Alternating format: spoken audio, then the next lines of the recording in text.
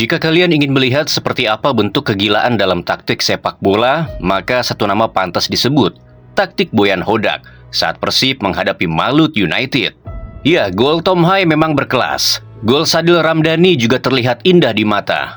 Namun jika kita berhenti hanya pada pencetak golnya, maka kita sedang melewatkan cerita yang jauh lebih besar. Karena jauh sebelum bola menyentuh jala, sebelum stadion bersorak, bahkan sebelum peluang itu tercipta, ada satu otak yang sudah bekerja lebih dulu.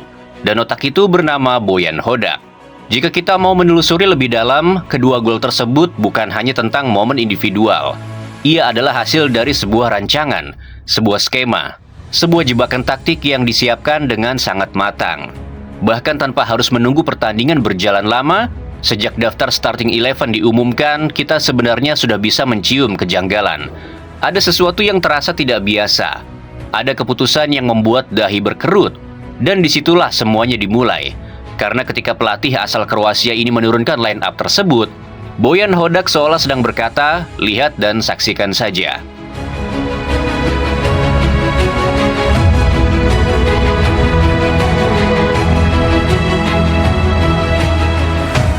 Tak ada angin, tak ada hujan, tiba-tiba satu nama muncul di daftar starter Persib. Ya, Robby Darwish. Bukan sebagai fullback, bukan pula sebagai defensive midfielder. Dua posisi yang selama ini kita kenal sebagai habitat alaminya. Tempat Robby biasanya diturunkan sekadar menutup lubang atau menggantikan pemain yang kelelahan. Lalu muncul satu pertanyaan besar. Sebenarnya di mana Boyan Hodak menempatkan Robby Darwish? Jawabannya mengejutkan. Dengan cara yang nyaris tak masuk logika, Boyan Hodak justru menjadikan Robby Darwish sebagai winger kanan.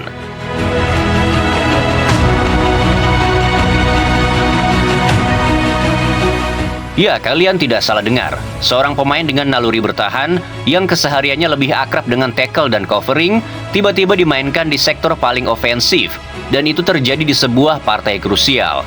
Bukan hanya soal posisinya yang tak lazim, ada kejanggalan lain yang jauh lebih besar. Robby Darwish bukan pemain yang rutin jadi starter. Bahkan dalam banyak pertandingan penting, namanya sering tak masuk dalam rencana utama Boyan Hodak. Dan justru karena itulah keputusan ini terasa semakin aneh. Mengapa pemain yang jarang dipercaya sejak menit awal tiba-tiba dipasang sebagai winger kanan di laga sepenting ini? Apakah ini perjudian atau justru sebuah rencana yang sudah dipikirkan jauh-jauh hari? Karena jika kita mengenal Boyan Hodak, tak ada keputusan yang benar-benar kebetulan.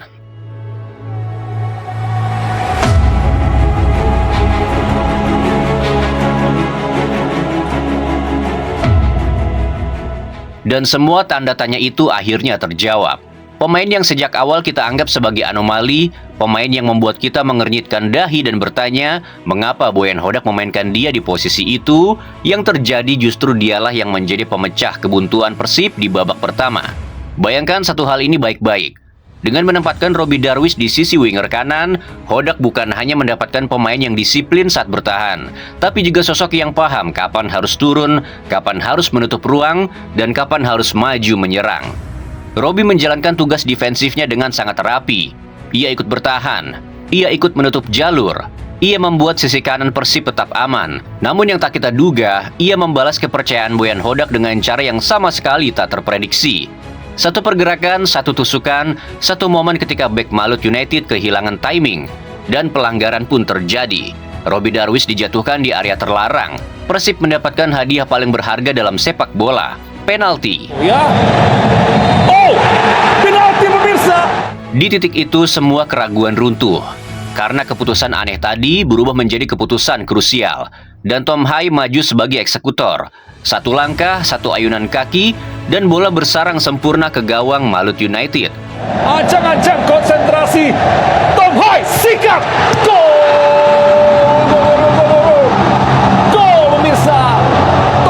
Gol ini bukan sekadar angka di papan skor. Ini adalah bukti bahwa di balik keanehan line up Boyan Hodak, selalu ada logika yang bekerja. Tenang, dalam, dan selalu mematikan. Apakah kegilaan Boyan Hodak berhenti sampai di situ? Tentu tidak. Karena Boyan Hodak belum selesai membaca pertandingan. Ia tahu satu hal penting. Keunggulan satu gol di babak pertama bukan jaminan apapun. Terlebih menghadapi Malut, tim dengan pemain-pemain cepat, agresif, dan begitu beringas. Hodak sadar di babak kedua tekanan akan datang tanpa ampun. Lari lebih kencang, tekanan lebih brutal, tempo lebih gila. Dan jika Persib ingin bertahan di atas angin, maka para pemainnya harus lebih cepat, lebih bugar, dan lebih segar secara stamina.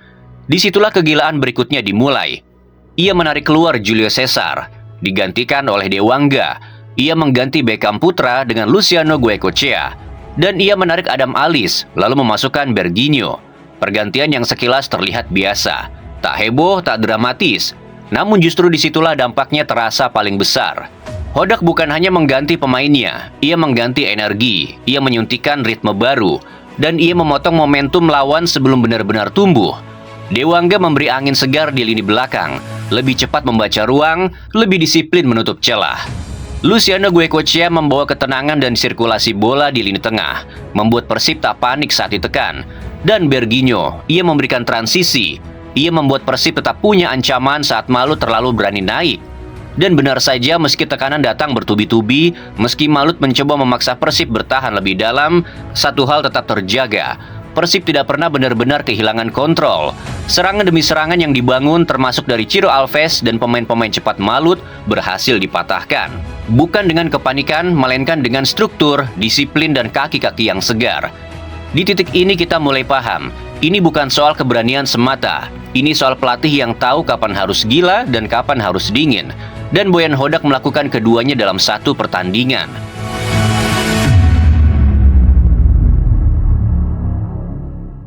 Dan di tengah tekanan itu, di tengah keberingasan pemain Malut yang mati-matian ingin menyamakan kedudukan, Boyan Hodak kembali ngide. Bukan ide sembarangan, melainkan ide yang hanya muncul dari pelatih yang benar-benar membaca pertandingan lebih dalam dari siapapun. Saat kebanyakan pelatih lain akan berpikir satu hal, amanin saja, kunci pertahanan, dan buang bola sejauh mungkin. Hodak justru melihat sesuatu yang tak kasat mata. Ia melihat celah yang tak akan disadari pelatih lain, celah yang hanya muncul di penghujung laga. Saat lawan kelelahan, naik terlalu tinggi, dan mulai kehilangan keseimbangan, mengganti Tom Hai itu wajar. Tom terlihat kelelahan, ritmenya menurun, tenaganya terkuras setelah bekerja keras sepanjang laga. Namun yang membuat semua orang terdiam adalah siapa penggantinya.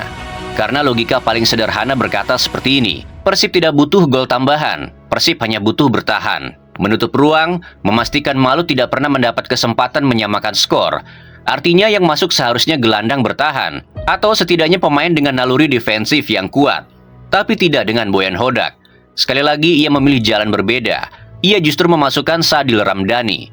Ya, kalian tidak salah dengar. Sadil Ramdhani, seorang winger, seorang pemain yang kita tahu bukan spesialisasi bertahan, bukan gelandang tengah, bukan juga defensive midfielder yang bisa membantu memadatkan lini tengah. Keputusan ini bagi banyak orang terasa tak masuk akal, bahkan nyaris tak dapat diterima secara logika konvensional. Tapi justru disitulah kecerdikan Boyan Hodak bekerja.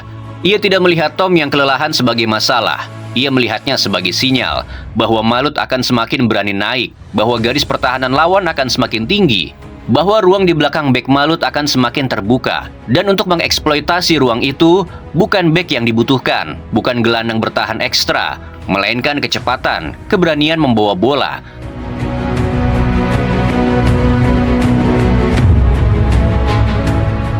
Maka di titik inilah Sadil menjadi senjata.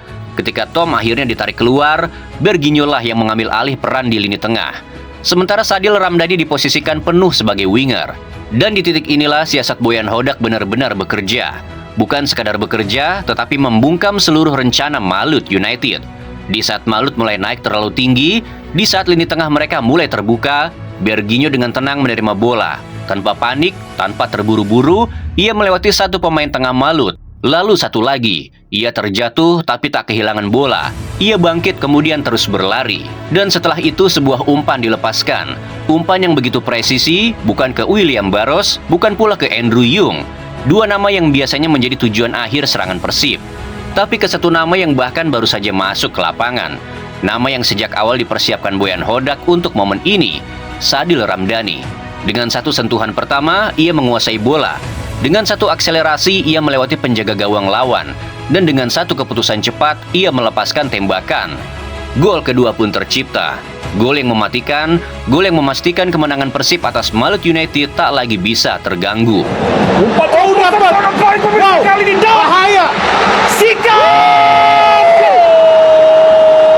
Dan sekarang coba kita bayangkan sejenak. Jika di posisi itu bukan Sadil, jika yang berdiri di sana bukan pemain dengan lari cepat, jika yang berdiri di sana bukan pemain dengan gocekan yang lincah, dan jika yang berdiri di sana bukan pemain yang bisa mengambil keputusan cepat serta mengeksekusi bola setenang itu, apakah mungkin gol itu akan terjadi? Jawabannya jelas tidak. Dan disitulah kita akhirnya paham, ini bukan soal keberuntungan, ini bukan kebetulan, ini adalah tentang membaca momen, tentang keberanian melawan logika umum, dan tentang satu pelatih yang tahu persis kapan harus bertahan dan kapan harus menyerang untuk mengunci kemenangan.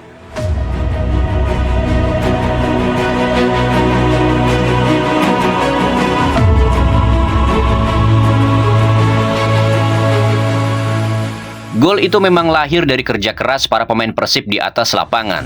Dari lari tanpa henti, dari duel demi duel, dari keberanian mengambil keputusan di bawah tekanan.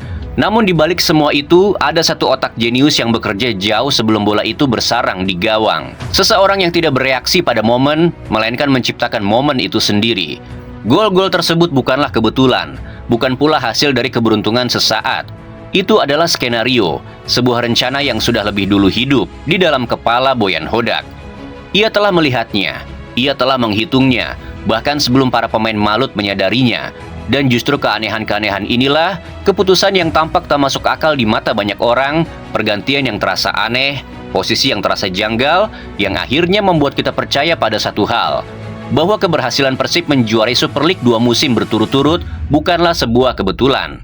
Bukan karena satu atau dua pemain hebat semata, melainkan karena peran besar dan kejeniusan seorang pelatih yang bernama Boyan Hodak.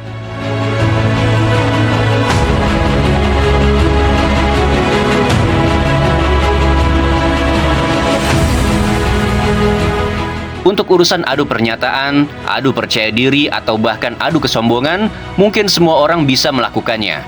Dan kita tentu masih ingat, jauh sebelum pertandingan ini dimulai, pelatih Malut dengan lantang menyebut bahwa ia telah menyiapkan strategi khusus untuk meredam dan mengalahkan Persib Bandung.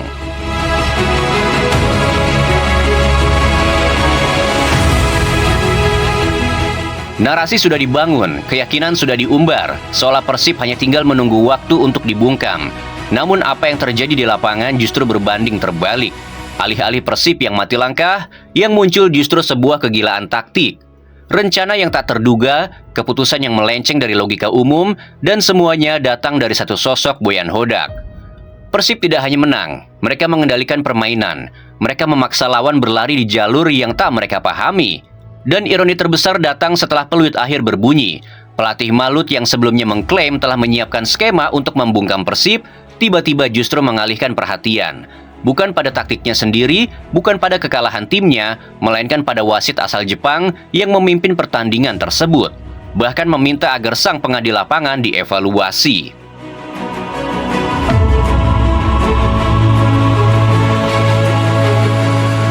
Di titik inilah semuanya menjadi jelas. Ketika strategi benar-benar dipatahkan, ketika rencana gagal total, dan ketika kecerdikan taktik lawan terlalu sulit untuk diakui, alasan pun dicari keluar lapangan. Dan inilah cara Boyan Hodak mempermalukan kesombongan, bukan dengan kata-kata, bukan dengan sindiran di media, melainkan dengan taktik di lapangan. Dengan kemenangan yang tak menyisakan ruang untuk didebat, dengan permainan yang membuat lawan kehabisan argumen, hingga satu-satunya yang tersisa hanyalah alasan. Kritis ya, decision banyak, sebetulnya pertandingan bagus. Saya pikir yang perlu dievaluasi yang masih mas. Makasih. Terlalu banyak kegilaan Boyan Hodak di Persib Bandung, yang pada awalnya terasa sulit diterima oleh logika orang kebanyakan. Keputusan-keputusan yang terlihat aneh, langkah-langkah yang seolah tak masuk akal, namun anehnya semua kegilaan itu selalu baru bisa kita pahami setelah waktu membuktikannya. Ambil contoh pertama Dewangga. Saat ia didatangkan, tak sedikit dari kita yang bergumam, ini pembelian untuk apa? Dianggap mubazir, dianggap tak dibutuhkan. Tapi lihat apa yang terjadi sekarang. Perlahan, tanpa banyak suara, Dewangga justru tumbuh menjadi pemain vital. Bukan sekadar pelapis, melainkan bagian penting dari mesin Persib, terutama di laga-laga keras dan penuh tekanan. Lalu keputusan lain yang sempat membuat banyak orang mengernyitkan dahi, mendatangkan Kurzawa. Di saat Eliano sedang tampil moncer-moncernya di posisi bek kiri, banyak yang bertanya kenapa harus tambah pemain di posisi yang sudah berjalan. Sampai akhirnya kita sadar bahwa Boyan Hodak tidak sekadar mencari pelapis, ia sedang mencari pergeseran peran. Karena di balik keputusan itu, Hodak menemukan satu posisi yang jauh lebih ideal untuk Eliano. Bukan lagi sekadar bek kiri, melainkan gelandang bertahan, posisi yang membuka dimensi baru dalam struktur permainan Persib.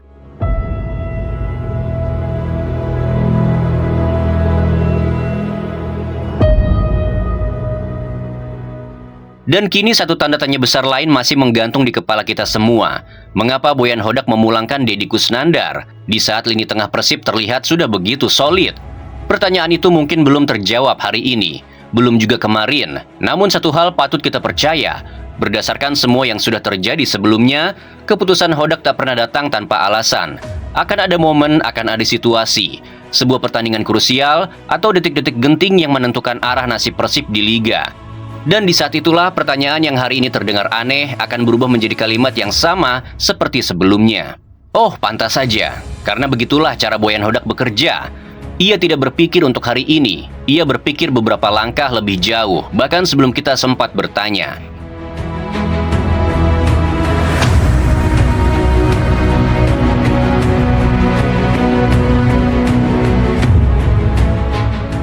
Kembali ke laga Persib melawan Malut, maka selebrasi membeku kedinginan yang dilakukan Tom Hai dan para pemain Persib seolah menjadi simbol paling jujur bagi perasaan Bobotoh hari ini. Bukan sekadar selebrasi, itu adalah pesan untuk mereka yang setia menggigil di puncak klasemen. Untuk mereka yang bertahan ketika musim ini terasa terlalu dingin, terlalu berat, dan terlalu kejam. Karena jika kita mengingat ke belakang, ini adalah musim yang sungguh tidak ramah bagi Persib Bandung. Musim yang sejak awal bahkan Boyan Hodak sendiri mengakui bahwa tak ada satupun pihak yang benar-benar menjagokan Persib untuk kembali menjuarai Liga, selain Bobotoh itu sendiri.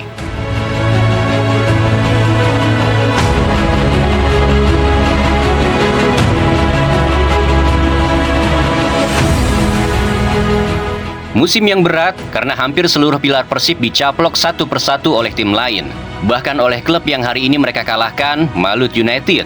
Musim yang terasa mustahil karena kompetitor utama Persib, Borneo FC, tampil seperti monster. Belasan kemenangan diraih tanpa ampun, tanpa celah, tanpa ragu, tak pernah seri apalagi kalah. Dan di tengah semua kemustahilan itu, hari ini justru Persib berdiri tegak. Mereka menunjukkan bahwa kegilaan bisa menumbangkan logika, bahwa kemustahilan tidak selalu harus ditakuti, bahwa musim yang nyaris mustahil direbut, perlahan kini kembali berada dalam genggaman. Dan semua ini bukan karena satu atau dua pemain semata, bukan karena momen kebetulan, melainkan karena ada satu tangan dingin, satu otak jenius, satu maestro taktik asal Kroasia yang sejak awal percaya pada proses, percaya pada kegilaan yang ia ciptakan sendiri. Namanya Boyan Hodak. Dan selama ia masih berdiri di pinggir lapangan Persib Bandung bersama Wah Haji Umuh, satu hal kini terasa semakin masuk akal. Di Bandung tidak ada lagi yang benar-benar mustahil.